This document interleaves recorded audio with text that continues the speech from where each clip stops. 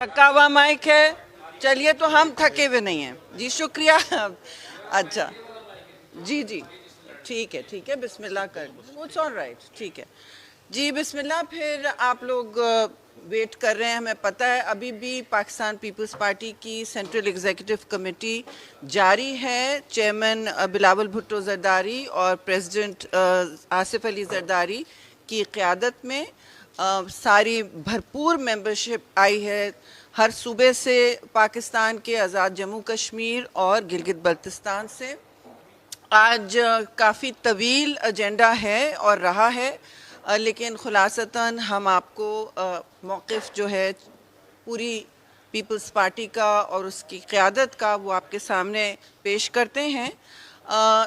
4-5 issues हैं जिस पर ना सिर्फ बहस हुई, गौर हुई, मगर पीपल्स पार्टी के मेंबरान ने अपनी अपनी राय का इजहार किया, पार्टी को एडवाइस दी और अपनी गुजारिशात आपके सामने ये पेश करते हैं। सबसे पहले जी, सबसे पहले एक बात इकॉनमी पर हुई जी, मईशत की बदहाली सबका फोकस रहा और सब ने इस पर बार बार कहा कि इस वक्त जो मुल्क में सूरत हाल है माशी बदहाली की, गुर्बत की, और जो इस वक्त लोग किस किस किस्म की चक्की में पिस रहे हैं, वो चाहे पेट्रोल की कीमतें हों, चाहे खुर्दोनोश की कीमतें हों, चाहे इन्फ्लेशन हो, चाहे आप देख रहे हैं बेरोज़गारी में इस वक्त बढ़ोतरी हो, और फिर बिजली के बिल, गैस के बिल, और फिर जो आपने देखा होगा कि इस वक्त सैलाब की भी कैफियत है। पंजाब के इलाकों में सतलज इस वक्त फुल अपना आगे बढ़ चुका है अपने हेडवर्क्स पे ख़ास तौर से, और अब उस पर भी बात होगी, उस पर भी कमेटी बनाई गई है कि वहाँ रिलीफ प्रोवाइड किया जाए। तो इस वक्त इक्तिसादी बदहाली, हमारा उस पर फोकस, आवाम के इस वक्त मसाइल और कशमकश, इस सूरत हाल में ये सबसे हमारी अव्वलीन तरजीह रही डिस्कशन की। और आगे जाते हुए हम यही कोशिश होगी, चेयरमैन की हिदायत भी ये है कि हर तरफ हम इसमें अपने अपनी जो पेशकश करें, किस तरह पाकिस्तान को और इस यहाँ की बिल्कुल ख़ास तौर से पिसे हुए तबक़ात को, मज़लूम तबक़ात को किस तरह निकालना है मुश्किलात से। ये एक हमारे लिए अहम मसला रहा और मसला रहेगा। इसमें जब मंशूर की भी हम इस वक्त साजी कर रहे हैं, तैयारी कर रहे हैं, उसमें भी ये सोच प्रेडोमिनेंट रहेगी। अब जी, मुझे पता है कि आप सब के जहनों में सवाल भी यही है कि इलेक्शन की बात है। ये भी ज़ाहिर है एक बहुत बड़ा हमारे लिए आइनी और सियासी मुल्क में बहरानी कैफियत होती है अगर ये इलेक्शन 90 दिन से आगे जाता है, क्योंकि आइन बहुत वाज़ेह है, इसमें कोई दो राय नहीं है। हमारे वकला हैं, हमारे बड़े कॉन्स्टिट्यूशनल एक्सपर्ट्स हैं, हमारे जनरल सेक्रेटरी भी एक वकील हैं, नहीर हुसैन बुखारी, साथ बैठे हैं, और उसमें फिर सेंसस के हवाले से भी बात हुई और पीपल्स पार्टी का मौक़िफ़, कोई इसमें अभाम नहीं है जी। तो पहले तो मैं कहना चाहती हूँ कि देखिए, फ़ैसला हमने इस वक्त यही और पहले दिन से यही किया हुआ है, कोई इसमें चेंज नहीं आया है, कोई तब्दीली नहीं आई है कि 90 दिन के वक्त में जो टाइम मुक़द्दस है आइन के मुताबिक, उसमें इलेक्शन होना चाहिए। बेवजह मुल्क को सियासी बुरहान और आइनी बुरहान की तरफ नहीं जाएं। और इस ज़िम्रे में हमारी पेशकश होगी इलेक्शन कमीशन से, उन्होंने डेट भी दी है बुखारी साहब को 29 की, और हमारा इसमें वफद भी बनेगा लॉयर्स का और सियासी रहनुमाओं का, जो उनसे बातचीत करेंगे, जिसके बाद हमारी एक और सीएसी मीटिंग होगी जी, और उसमें हमारा फिर उनके जवाब पर मुतय्यन जो भी लाएअमल बनेगा। तो लाहौर में सीएसी होगी, वो तो देख लेंगे, वो बात की बात है।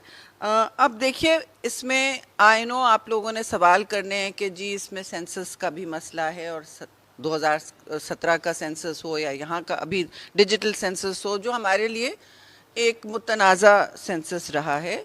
इस पर मेरी गुजारिश होगी साबिक सीएम सिंध मुराद अली शाह से, क्योंकि वो सीसीआई मीटिंग के मेंबर हैं और इस पिछली मीटिंग में मौजूद भी थे, कि जो हमारे कॉल ऑफ फेल में कोई तजाद नहीं है, ना तब था ना आज है, वो भी उसकी थोड़ी डिटेल अगर आप सवाल पूछें तो देंगे। यानी कि हमारा कोई मौक़िफ़ में तब्दीली नहीं आई है। जो हमें वहाँ कहा गया था वो यही था कि देखिए इसकी वजह से कोई डिले नहीं होगी। जब सीटों में इजाफ़ा नहीं होना है, जब सीटों का इजाफ़ा नहीं लिखा गया है, वो नहीं होना है, तो फिर ये नए डिलिमिटेशन की बुनियाद पर आप डिले नहीं कर सकते इलेक्शन। ऐसा ही ना, ऐसा ही है। और ये बार बार आप हमारा सुन भी रहे हैं मौक़िफ़ दीगर फोरम्स पे। तो इस हवाले से भी बिल्कुल क्लैरिटी है कि हमने ये देखा हुआ था कि, और हमें ये भी कहा गया था कि इसकी वजह से डिले नहीं होगा। जो डेटा वहाँ शेयर किया गया था वो सीएम भी बताएंगे, और अभी तक जो सूरत हाल है उसकी बुनियाद पे तो कोई डिले नहीं होता, क्योंकि सीटों का इजाफा नहीं होना था, और ये बात बार बार कही गई। यानी इस हवाले से काफ़ी डिस्कशन भी हुआ सीईसी में, और सबकी राय इज्तिमाई यही थी, बग़ैर किसी चेंज के, बग़ैर किसी डाउट के, हर मेंबर की और सीनियर मेंबर्स ने अपना अपनी राय दी कि हम इसमें डिले या ताख़ीर की कोई ज़रूरत नहीं बनती है, ना कोई वजह बनती है। और इसमें देखिए एक और बात यह है कि हमने मोटी मोटी बातें जो ज़ेर बहस रहीं, जो ज़ेर गुफ्तगू रहीं, वो सैलाब के हवाले से भी एक कमेटी बना दी गई है। चौधरी मंजूर जो हमारे पंजाब के ओहदेदार भी रह चुके हैं, वो भी इसमें वहाँ मीडिया के साथ भी इंगेज करेंगे और अवाम के साथ भी, कि उनको क्या क्या रिलीफ और तक़वियत पहुँचानी है। और जिस तरह सिंध में हमने ट्रांसफ़र किया है जी, लोगों को मिल्कियत दी गई है अपनी अपनी ज़मीनों की, यानी कि कोई चैलेंज है, कोई सानिया है, उसमें से मौक़े निकाले गए हैं बेहतरी के, यानी कारकर्दगी बेहतर हो, और थोड़ा मतलब ज़मीन में, वसाइल में नीचे तक लोगों पर जो सख्त बदहाल हैं, जो सख्त मज़लूम हैं, सैलाब ज़दा हैं, उन तक मुंतकिल हो उनकी लैंड की मिल्कियत। और ज़मीन की मिल्कियत पीपल्स पार्टी का हमेशा मंशूर रहा है, तो ये एक तारीख़ी अमल है। तो हमारा ख़्याल है कि अगर इस सिंध के तजुर्बे से मुस्तफ़ीज़ हो सकते हैं, पंजाब की हुकूमत भी इसी तरह देखे कि लोगों को किस तरह टाइम लगता है, बिल्कुल सिंध में भी टाइम लग रहा है, लेकिन मॉडल यही होना चाहिए, और हम माशी बदहाली से लोगों को निकालने की कोशिश बिल्कुल करें। इक़्तिसादी सूरत हाल जो है वो बहुत ही इस वक्त संगीन है, और इस पर जितनी भी हम लोगों को रिलीफ देने की मंसूबाबंदी करें और इस इलेक्शन के हवाले से भी बात करें, वो मैं समझती हूँ इस वक्त ज़रूरी है। और देखिए एक और बात है, पीपल्स पार्टी के मंशूर में भी है, और इसमें हमारा कोई कन्फ्यूजन नहीं है। हर मज़लूम, हर तबके, हर मसलिक, हर मज़हब की जगह है, चाहे वो औरतों के हकूक़ हों, चाहे वो अक़लियतों के हकूक़ हों। हम उनको अक़लियत नहीं समझते। अगर गैर मुस्लिम है तो इसका मतलब नहीं है कि उनकी बराबर की शहरियत के हकूक़ नहीं हैं। इस हवाले से आपने देखा जड़ावाला में भी हमने मुस्तकिल ना सिर्फ पंजाब के वफूद गए हैं, लेकिन वफाकी हाई लेवल वफूद गए। मैं ख़ुद गई थी, मेरे साथ मेरे दोनों अतराफ़ पे जो ऑफिस बेरर्स हैं वो भी साथ गए थे, और हम हमेशा मज़लूम के साथ खड़े हैं। ये विज़न है शहीद ज़ुल्फ़िकार अली भुट्टो, और उसका विज़न उसकी बुनियाद पर है जो कायद आज़म मोहम्मद अली जिन्ना ने हमेशा पाकिस्तान के लिए सोचा था, कि यहाँ सबकी बराबर और मसावी शहरियत का कि हम तलबगार होंगे और यकीनी बनाने की कोशिश करेंगे। और आखिरी बात ये कि जो आपने सुना होगा ह्यूमन राइट्स के हवाले से भी जी हम मुतहर्रिक रहें। अगेन इसमें इस्लामाबाद से लेके कश्मीर से लेके कराची तक आपने देखे हैं बड़े बड़े केसेस आए हैं मज़ालिम के, बच्चियों के साथ और लड़कियों के साथ, ख़ास तौर से मुलाजमीन के साथ जो हुआ है उनके लिए, चाहे पार्लिमान हो या पार्लिमान के बाहर हो, चाहे सिंध में एक्शन लेना हो, सबसे सफ़े अव्वल में पीपल्स पार्टी रही है। चाहे जो भी हो, इंसाफ के सामने हम समझते हैं कि इंसाफ के सबके लिए बराबर होना चाहिए। उसमें जो भी हमने करना है वो हमने करना है, और वो किया गया है। नहीं, आज सवाल आपके बहुत हैं और मैंने बहुत सतही तौर पे बात की है। इसमें से मैं चाहूँगी कि इसमें ज़ाहिर है जहाँ तक सेंसस की भी बात है, अगर सीएम कुछ हमें शेयर करना चाहें, अगर सवाल कर लें। जी ठीक है, एक मिनट, एक मैनेज करें। एक फाइनल पॉइंट जी है, इंटरिम गवर्नमेंट जो है इस वक्त केयर टेकर गवर्नमेंट है, वो एक किसी ने कहा कि चेयर टेकर गवर्नमेंट ना बन जाए। ठीक है जी, ऐसा ना हो। और जो कमेटियां बना रहे हैं CCLC, पहले भी होती थी, लेकिन ऐसा नहीं होता है कि केयरटेकर गवर्नमेंट कवानीन जो हैं उनमें चेंज ला सके। आईनी उसमें कहा गया है कि वो आइन को रिव्यू करेगी, ये सवाबदीद नहीं होती। With great respect, with due respect, ये सवाबदीद नहीं होती किसी केयरटेकर की। सो हम उसमें काफ़ी वजाहत से, कमेटी सबके सामने है, आपको पता है उसमें कौन कौन है। 5 मेंबरान की कमेटी बनी है, स्पेशल इन्विटी भी लोग हैं उसमें। तो जो भी हैं, जो भी गुजरा है, डजेंट मैटर। इशू ये है कि ये इनका मैंडेट नहीं होता आइन के मुताबिक। जो थोड़े बहुत चेंजेस आए वो, ताकि ये 3 महीने इज़्ज़त से निकल जाए मुल्क के इक्तिसादी पॉलिसी के हवाले से, वो सिर्फ वो था, ताकि क्योंकि इंटरनेशनल अदारे आपके साथ डील कर सकें। तो ये भी बात हुई अमंग मैनी अदर थिंग्स। अजलास अभी भी जारी है। अब प्लीज़ वन बाय वन, कौन मॉडरेट कर रहा है? उस्मान आप बताएं, ताकि फिर हम डिवाइड अप करें ना। जी जी, हाँ, बुखारी साहब भी बैठे। हाँ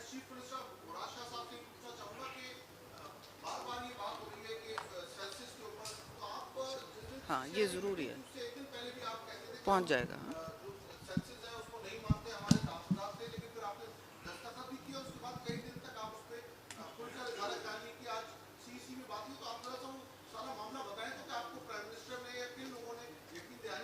अच्छा, नहीं कामरान, आपने जो सवाल किया है उसका हमारा एतराज़ क्या था। हमारी मकसद ये था कि इलेक्शन टाइम पे होने चाहिए और सेंसस की वजह से इलेक्शन डिले ना हो।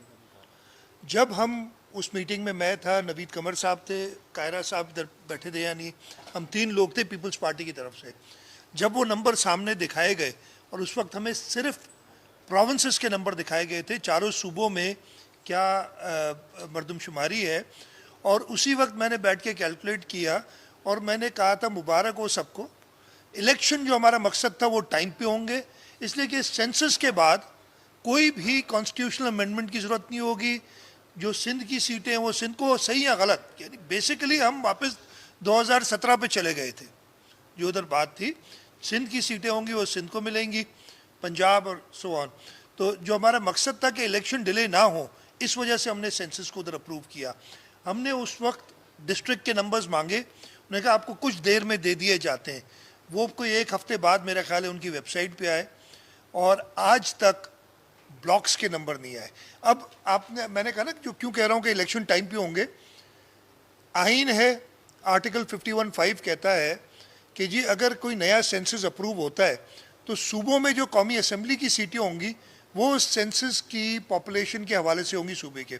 मैंने जैसे बताया उधर ही मैंने कैलकुलेट करके बता दिया कि वही सीटें हैं, सिंध की 61 हैं, पंजाब की 141 हैं, बाकी सूबों की मुझे इस वक्त याद नहीं है। तो वो चारों, तो कोई कॉन्स्टिट्यूशनल अमेंडमेंट की ज़रूरत नहीं है। आइन नहीं कहता कि डिलिमिटेशन दोबारा होगी, ये बहुत क्लियर। आप कोई कहीं मुझे बता दें अगर ये है।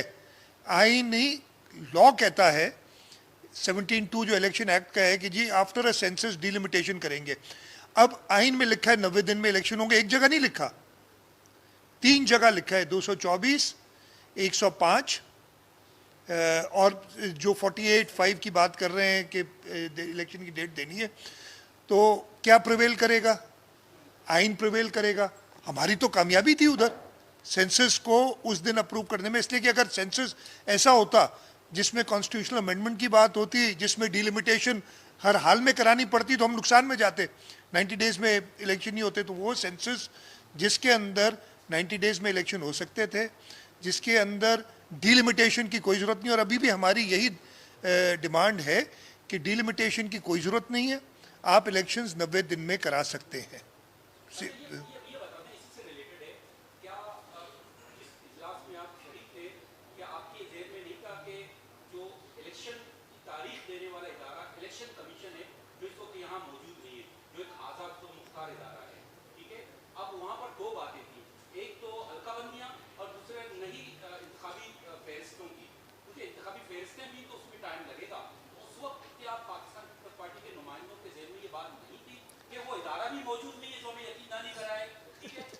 आप बोल लें, आप बोल लें, एक ही सवाल करो यार, मैं भूल जाता हूँ। नंबर 1, इलेक्शन कमीशन CCI में नहीं आता है। CCI में मैं ख़त्म कर लूँ ना, आपने सवाल कर लिया, सुन ले। इलेक्शन कमीशन सीसीआई में नहीं आता है, हम फैसला करते हैं जो हमारे सामने चीज़ होती है। इलेक्शन कमीशन पाबंद है 90 दिन में जिसने भी ऐलान करना है, सदर ने करना है या इलेक्शन कमीशन ने करता है, उस बहस में ही नहीं पड़ते हैं। मैं करूं या आप करें, 90 दिन आइन में लिखे, 90 दिन में इलेक्शंस होने। इंतखाबी फहरिस्तें तो पहले ही फ्रीज हो चुकी थी, उससे पहले आखिरी तारीख ख़त्म हो चुकी थी, तो ये सारी तैयारी तो हुई भी थी। सीसीआई की मीटिंग से पहले जो लास्ट डे थी रद्दोबदल में इंतखाबी फहरिस्तों में, वो ख़त्म हो चुकी थी। तो we were going towards election, वो तो सब चीज़ नज़र आ रही थी कि 90 दिन में इलेक्शन हो जाएंगे। और जब वो नंबर सामने आए हमारे पास सेंसस के, तो उस हिसाब से भी कोई आइन में तरमीम की ज़रूरत नहीं थी, उस हिसाब से भी 51(5) की जो रिक्वायरमेंट थी वो पूरी थी। तो आप ये बताओ कि मैं खामखा उधर से उठूँ कि जी इलेक्शन कमीशन को भी बुलाओ, और ये भी आइन में जब लिखा है तो उसने वो काम करना है।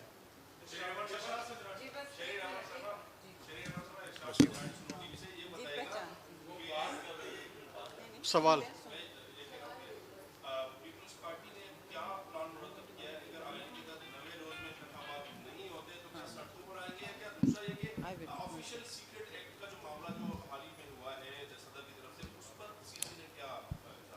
शुक्रिया जी। जहाँ तक 90 दिन की बात है, उसमें आपसे डिटेल वजाहत मैं चाहूँगी कि हमारे सेक्रेटरी जनरल जो वकील भी हैं इस बात पर थोड़ी ज़्यादा तफसील से रोशनी डालें। और ऑफिशियल सीक्रेट एक्ट भी देखिए, ये इस वक्त इस पर भी अभी अभाम है, और जहाँ तक ऑफिशियल सीक्रेट एक्ट सेनेट में वो अमेंड भी हुआ था। तो इसके इन दोनों के स्टेटस पे आपके जो सवाल हैं उस पर तफसील से बुखारी साहब बात करेंगे। मैं चाहूँगी एक माइक और जो हम यूज़ कर रहे हैं ये भी आपकी तरफ आ जाए। थैंक यू, शुक्रिया। आज की जो हमारी सेंट्रल एग्जीक्यूटिव कमेटी की मीटिंग थी, ऑब्वियसली प्रायोरिटी जो इकॉनमी की बात हुई वो शहरी साहबा ने आपको बता दी। आपका सवाल है कि हमारी स्ट्रेटजी क्या होगी अगर 90 डेज़ में इलेक्शन नहीं होते। बुनियादी बात यह है कि जो भी कंट्रोवर्सीज शुरू की गई हैं और ये जवाब बनाया जा रहा है इलेक्शन को डिले करने का, वो डिलिमिटेशन है। काउंसिल ऑफ कॉमन इंटरेस्ट की मीटिंग 5 अगस्त को होती है। बुखारी साहब, इसको ज़रा से देख लें। अभी की न्यूज़ है, election commission has announced preparations for by elections in 21 districts of Kerala. So 5 अगस्त को ये मीटिंग होती है जिस पे ये अप्रूव करते हैं सेंसस को। और आर्टिकल 51 का सब आर्टिकल 5 जो है वो कहता है कि जो एलोकेशन है to the provincial and national assembly would be on the basis of the population. और वो मैं आपको आर्टिकल 51 ज़रा आपके सामने रख देता हूँ कि आर्टिकल 51 डिफाइन करता है, पहली बात सब आर्टिकल कहता है कि नंबर ऑफ़ सीट्स कितनी होगी। उन्होंने कहा कि नंबर ऑफ़ सीट्स होंगी 336 सीट्स होंगी नेशनल असेंबली की, जिसमें 266 जो हैं वो एलोकेशन आया जो सब आर्टिकल 3 में 51 की, उसमें है कि 266 सीट्स हैं for general elections of the National Assembly constituencies, 60 seats हैं for women reserved seats और 10 सीट्स हैं minorities की, वो एलोकेशन दी गई है। और 51 का 5 जो है वो कहता है कि जो ऑफिशियली लेटेस्ट पब्लिक सेंसस होगा उसकी बुनियाद पर एलोकेशन होगी। यहाँ पे कोई डिलिमिटेशन का जिक्र नहीं है, आर्टिकल 51 में डिलिमिटेशन का जिक्र नहीं है। 9 तारीख को एडवाइस दे देते हैं prime minister for dissolution of assembly, तो आर्टिकल 224 ऑपरेटिव हो जाता है। आर्टिकल 224 कहता है कि जब असेंबलियाँ डिज़ोल्व होगी on the advice of the prime minister और अदरवाइज ऑल्सो, वो प्रोविजन 58(2) में भी है, 58(2) में भी है, तो फिर elections would be held with in 90 days. वो 224 की रिक्वायरमेंट है। इसके साथ अगर आप पढ़ेंगे तो सेक्शन 17 है इलेक्शन एक्ट की, जो ये कहती है कि डिलिमिटेशंस जो होंगी वो जो ऑफिशियली पब्लिक सेंसस होगा उसकी बुनियाद पे डिलिमिटेशंस होंगी। तो इलेक्शन एक्ट जो है ये सब सर्विएंट लॉ है, इट्स अ सबऑर्डिनेट लेजिस्लेशन। ये ओवरराइड नहीं करता कॉन्स्टिट्यूशन को। पाकिस्तान पीपल्स पार्टी ये समझती है कि constitution is a supreme law और कॉन्स्टिट्यूशन की जो प्रोविजंस हैं उनको अपहोल्ड होना चाहिए और इलेक्शंस विद इन 90 डेज़ होना चाहिए। इसलिए कि जितने भी आर्टिकल्स हैं और पर्टिकुलरली आर्टिकल 51 जिसका सहारा लिया जा रहा है उसमें कहीं भी एलोकेशन ऑफ सीट ज़रूर है, लेकिन ये कहीं नहीं लिखा हुआ कि इसमें डीलिमिटेशन ज़रूरी है। और सेकेंडली आप एक बात ध्यान में रखें, normally census of every 10 years, after every 10 years होता है, ये भी आप जहन में रखें। अगर ये उनकी मंशा होती कि हर सेंसस के बाद डिलिमिटेशन होगी कॉन्स्टिट्यूशन में, फिर ये बात प्रोवाइडेड होती। तो इसलिए मैं समझता हूँ कि आर्टिकल 224 है वो ओवरराइड करता है। बाकी जितनी भी प्रोविजंस हैं इलेक्शन एक्ट की वो सबसर्विएंट है, वो सबऑर्डिनेट लेजिस्लेशन है। इसलिए पीपल्स पार्टी इस मौके पे आज भी है कि 224 की जो प्रोविजंस हैं विद इन 90 डेज इलेक्शन होना चाहिए। इस पे I am coming to the point. Next is कि जी हमारी स्ट्रेटजी क्या होगी। इलेक्शन कमीशन ने हमें दावत दी पाकिस्तान पीपल्स पार्टी को 29 के लिए, मैंने हमारे डेलीगेशन जो है उनसे मिलेगा। वो डेलीगेशन अभी कॉन्स्टिट्यूट किया जाएगा चेयरमैन साहब की तरफ से, जो उनसे परसुएट करेगा इलेक्शन कमीशन को, अपनी कंटेंशन सबमिट करेगा कि 224 आर्टिकल की जो प्रोविजंस हैं उन पे इम्प्लीमेंटेशन होना चाहिए। इन केस वो हमारे पॉइंट ऑफ डिस्कशन जो भी होगा उनके साथ उस पर उनका डिसएग्रीमेंट है, तो फिर पाकिस्तान पीपल्स पार्टी की क़यादत का ये फ़ैसला है जो वो जवाब देंगे। तो अगली सीसी की मीटिंग हम लाहौर में करेंगे जिसमें हम स्ट्रेटजी इवॉल्व करेंगे, लीगल एंड पॉलिटिकल। वो हमारी सीसी लाहौर में ये डिसाइड करेगी in response to the reply given by the election commission of Pakistan. फिर आपने पूछा कि वो जो एक्ट्स हैं दोनों उसके बारे में, ऑफिशियल सीक्रेट एक्ट, उसमें जो रेलेवेंट प्रोविजंस है वो आर्टिकल 75 ऑफ द कॉन्स्टिट्यूशन है। उसमें बड़ी वाज़ेह बात है कि अगर तो प्रेसिडेंट को ट्रांसमिट होता है कोई भी बिल फॉर असेंट, तो वो विद इन 10 डेज़ उसको असेंट देगा। अगर विद इन 10 डेज़ असेंट नहीं देता तो फिर ही send back to the parliament. उस पर डीमिंग क्लॉज कतन नहीं है। जब वो बिल जिस हाउस से आया है उसको सेंड बैक कर देता है तो फिर there will be a joint session of the parliament. फिर जॉइंट सेशन होगा और अगर जॉइंट सेशन में वो बिल पास हो जाता है विद अमेंडमेंट्स और विदाउट अमेंडमेंट्स, फिर वो ट्रांसमिट होगा प्रेसिडेंसी को फॉर सिग्नेचर फॉर असेंट। अगर वो 10 दिन में वो असेंट नहीं देता फिर प्रेसिडेंट, तो फिर वहाँ पे डीमिंग क्लॉज जो है वो इन्वोक हो जाएगी।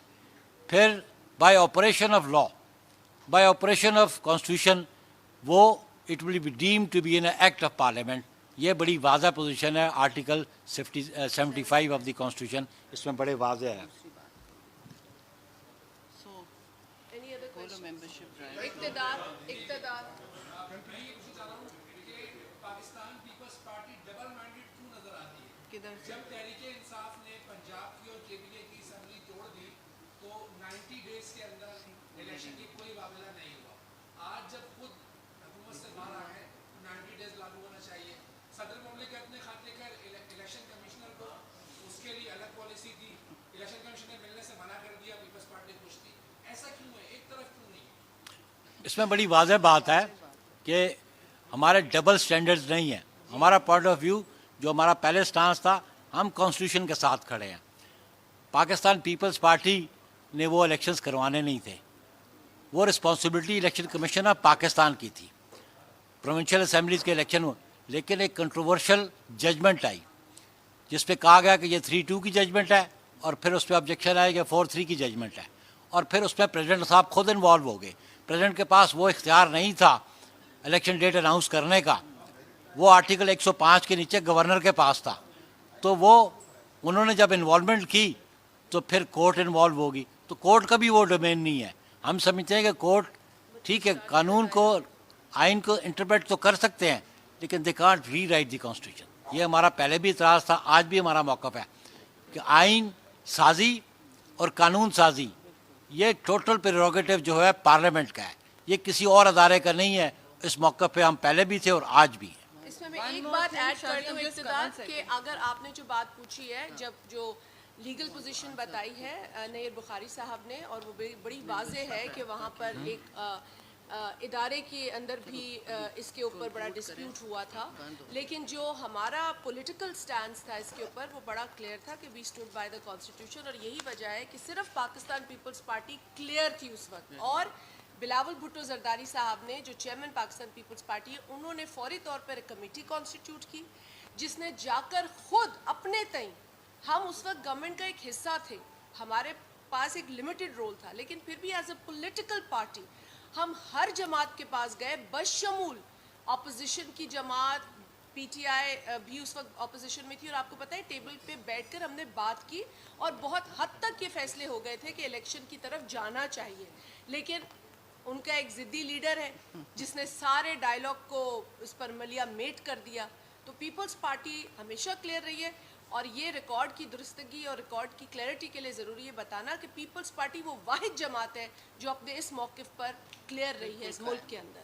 Thank you Shazia. एक मिनट एक आपसे बात गोश्कुडी साहब भी करेंगे।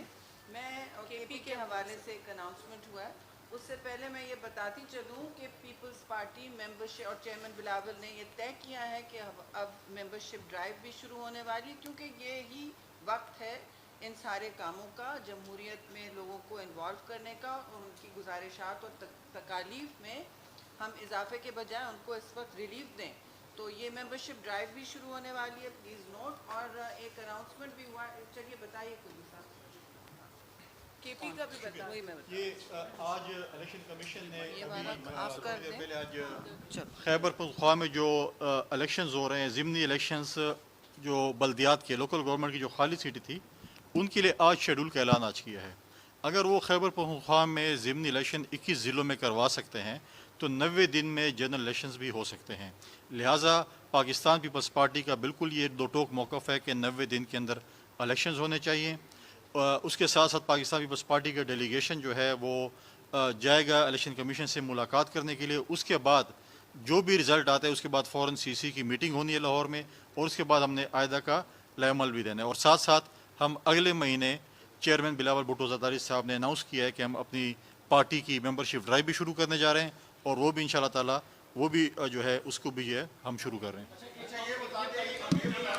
बस दो सवाल और हैं। आप लोगों की बातों से तो यही लग रहा है कि वो पीपल्स पार्टी अब नहीं रही जो बेनजीर साहबा के दौर में थी, भुट्टो साहब के दौर में थी, क्लियर वाज़ेह मौक़िफ़ रखती थी हर इशू पर। अब ये वाज़ेह है कि 90 दिन में इंतखाबात नहीं होने आप कह रहे हैं ना, यही आसार बताए जा रहे हैं। और वो कुव्वतें कौन सी हैं, उनका नाम लेने से आप क्यों डरते हैं जो इंतखाबात नहीं करानी चाहिए? उन कुव्वतों का नाम भी लें, और अगर इंतखाबात 90 दिन में नहीं सॉरी, माफ़ कीजिए, के पास क्या लाएअमल होगा? आपकी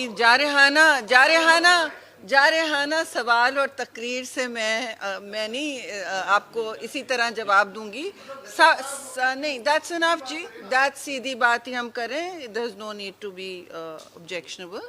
बात सिंपल सी है जी, इलेक्शन हमने नहीं कराने होते। हम वाहिद जमात हैं इस वक्त जो बैठे हैं, जो पहले दिन से कह रहे हैं कि 90 दिन में होने, जिसने कोई मौक़िफ़ तब्दील नहीं किया। जिस इशू पे भी बात हुई है अभी, सारे लीडरशिप हमारी यहाँ बैठी है, जिस इशू पे भी हमने जवाब दिया है, हमने अपनी इस वक्त तसलसल दिखाई है पॉलिसीज़ में। मुझे अफसोस है कि आपको ऐसा लगता है, लेकिन नहीं, मैं आपसे बहस में नहीं पड़ रही। ये एक प्रेस कॉन्फ्रेंस है, आपने चाय पी के हमसे अपने दलाइल देने ज़रूर दीजिए। और अब आपसे हम शुक्रिया अदा करते हैं। आखिरी कोई, अब हम मीटिंग इस वक्त क्योंकि जारी है और वहाँ से हमें कहा जा रहा है कि कट हो गया। बहुत शुक्रिया।